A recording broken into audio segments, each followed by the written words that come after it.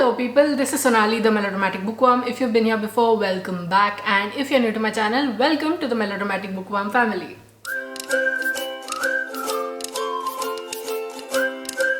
Also welcome to my April 2025 TBR. Like all of my other TBRs, this one is also out of control. In my defense, I've been kind of feeling slumpy and I do think that the slump is kind of wearing off, so maybe I'll be able to get through at least half of these books, if not all of them. And I'm currently reading 8 books. Some of these I started in March and some of these I started in February and then paused because March is a month that I usually read only women authors in. But all in all, in this video there are 33 books. I think it's a trait, but one thing I have to clarify, like I do in all of my TBRs, is that this TBR, like all other TBRs, is tentative. So this list is kind of hopeful's kind of list. Like, I won't be mad if I don't read them in this month, but I do hope that I get through at least a few. So without any further ado, let's dive right into this video and let me share with you all the books that I want to read in April 2025. The first book that I'd like to talk to you about is the book that is sponsoring this video, and that book is Shatru Chronicles Book 1 by Vadhan. This is a prequel to the Song of the Trinity series and is the backstory of Ajatashatru, a character that appears in that series. You've seen how I've loved Song of the Trinity. The second book in the series released earlier this year and I made a vlog as well as a review video for it. If you'd like to go check that out, link will be here as well as in the description box below. And the warrior that Shatru is, I cannot wait to find out more details about his story. Moving on to the books that I'm carrying over from previous months. First up are the books I'm carrying over from March, and the first book is Invisible Women by Carolyn Criado Perez.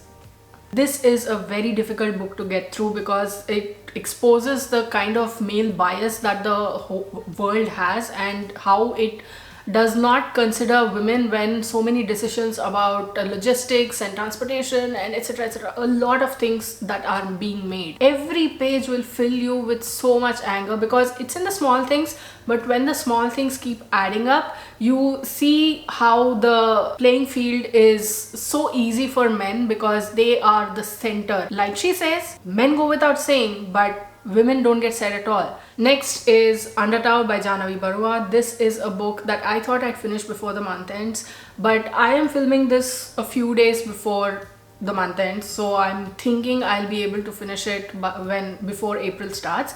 But this is a very beautifully written book. This is about an Assamese woman who falls in love with a Malayali. These two get married against the wishes of her mother and move to Bangalore, but because it's against the wishes of the mother, all ties are cut off, and years later their daughter goes back to Assam in search of her roots. So how her whole quest is going to go is what this book is about.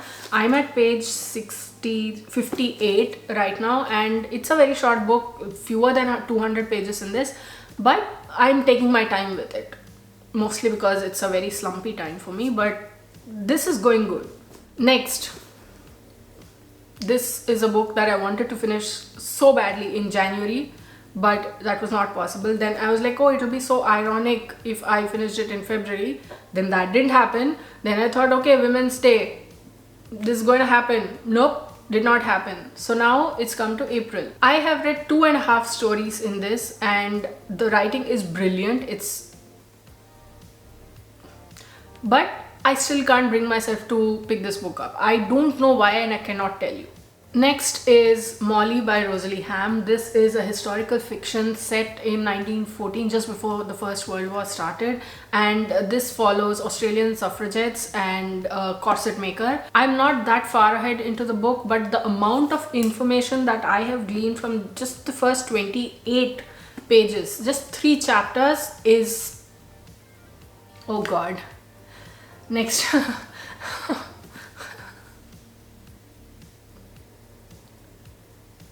13 months. 13 months. That's all I'll say in that matter. Please, this book, which I don't want to talk about, because this is something that I'm buddy reading with a friend after a very, very long time, and I don't want to jinx it by putting it out in the open.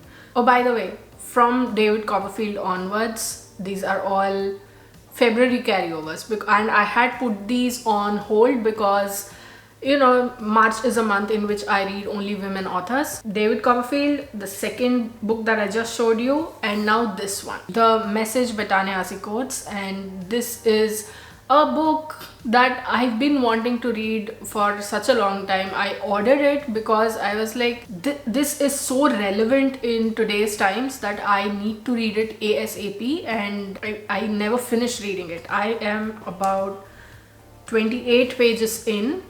And why did I leave it in the middle of a chapter though? That's unhinged. Next is Cherrywood by Jock Sarong. This, I read 100 pages of it. This is historical fiction. I think both timelines are historical fiction, and I don't quite get the connection yet. So this is about an industrialist who comes over from England. He makes his fortune in Australia, but it's not through straight means. And he has also been sort of misled or something in some sort of way. Things aren't really clear at this point, so I'm hoping that April will bring some light to whatever's going on here. Then I started reading another book, which I will talk about later in this video. Next are a bunch of review copies. The first up is The Wife and the Dancing Girl by Anuja Chandramouli.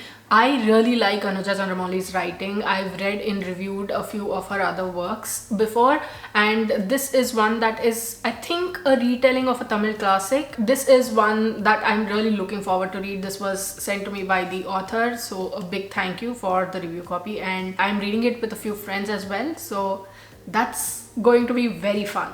Then I have 5 NetGalley copies. First is Vanishing World by Sayaka Murata, and this is another of unhinged stories from her table. And this is the story of how, in a world where artificial insemination is becoming the norm, this main character is horrified to find out that her parents had her the natural way, like through coupling, and she distances herself and she goes to some city, I think it's called Experiment City, and she goes there, and how the story develops forms the entire book. And I am so looking forward to this, because this is something that I really love about her writing, is that they are so unhinged, so removed from reality, but also very much about the world as we know it. So this releases on April 15th, if I'm not mistaken, and I somehow know I'm going to like it, if not love it.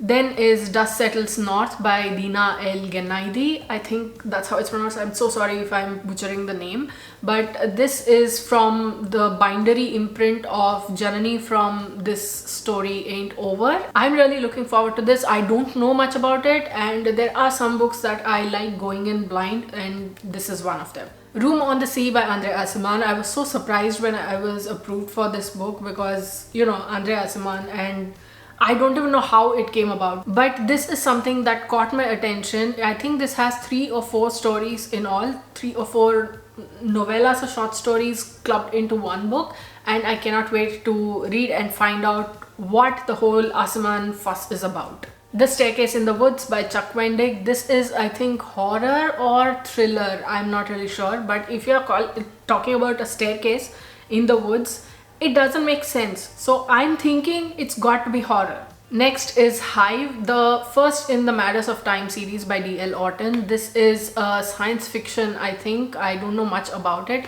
I was offered this as a review copy, and I was like, science fiction? Okay, let's try it, because this year one thing that I really want to do is explore genres, and science fiction is one genre that I really want to get into.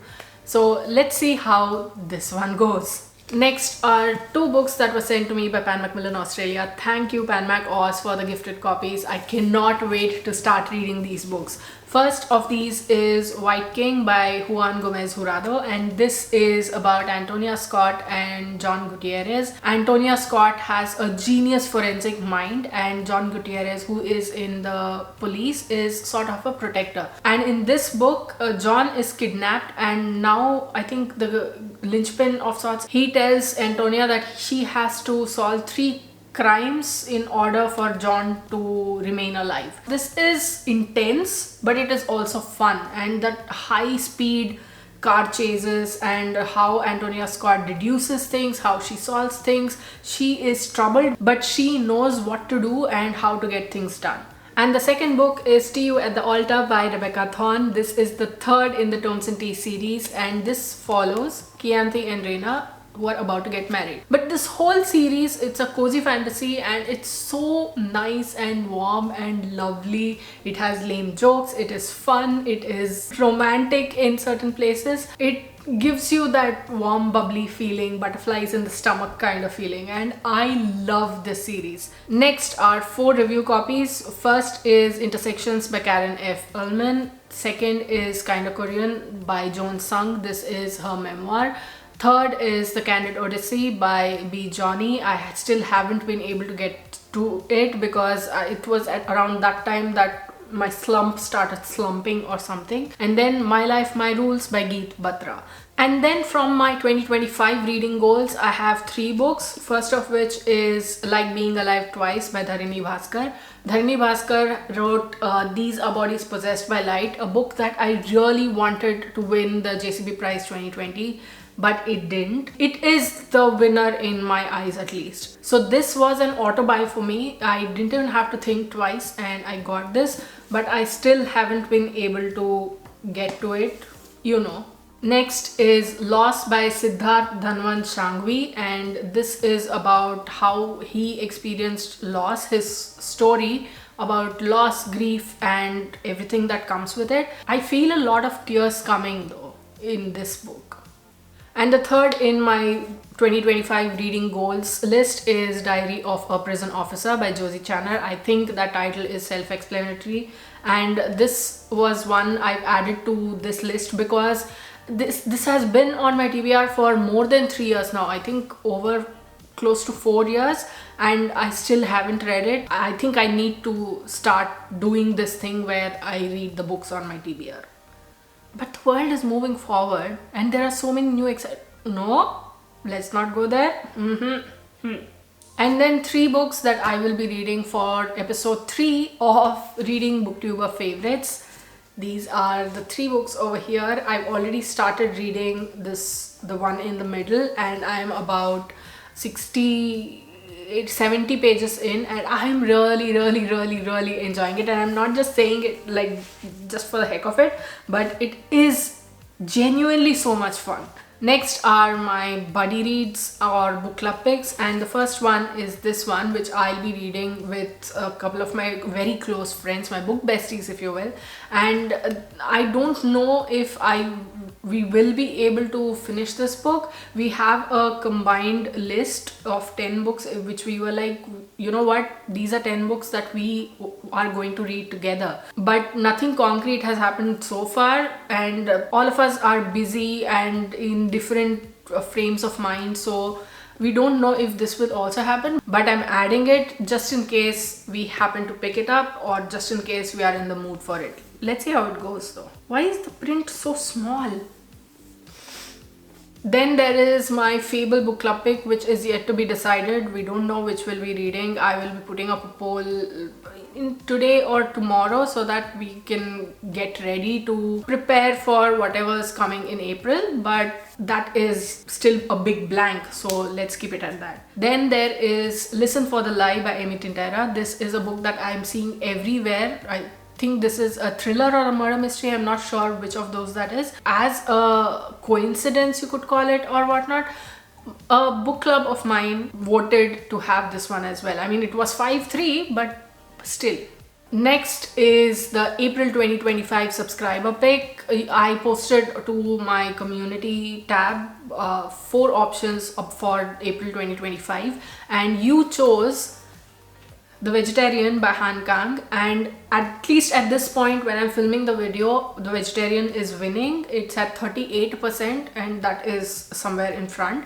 But if things change over the next week or so, then I might change it. But as of now, The Vegetarian is the April 2025 subscriber pick. I ditched Acts of God because I had asked on the community tab and you said ditch it and pick a new one, and you picked this book. Oh, I forgot this one. This is another review copy that the author sent to me, and I still haven't been able to pick it up. I really want to because it's so interesting, the premise, but I just can't seem to. I mean, the slump is slumping hard and don't even want to go there. But I'm hoping that April will be the month in which I finally read this. And last but not the least, 3 books for my personal reading. I don't want to put these books up and then, you know, jinx it as to whether I will read it or not, because I really want to read these 3 books. But this is one book that I'm hoping to put up a reading vlog of, and these 2 are non-fiction books, and I should have read them by now, but I wasn't able to. But let's see if April will be the month. So that was my very ambitious April 2025 TBR. What do you think of this video? Did you like it? Did you not like it? Have you read any of the books on my April 2025 TBR? What is on your April 2025 TBR?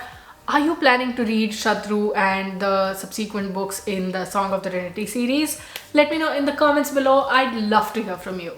If you like this video, please like it and share it to spread the word. And if you like my content and would like to see more from me, don't forget to hit subscribe and click on the bell icon beside the subscribe button to get notified as and when I post new videos. Thanks for watching. I'll see you in the next video. Until next time, keep reading, keep watching, and add melodrama to your life.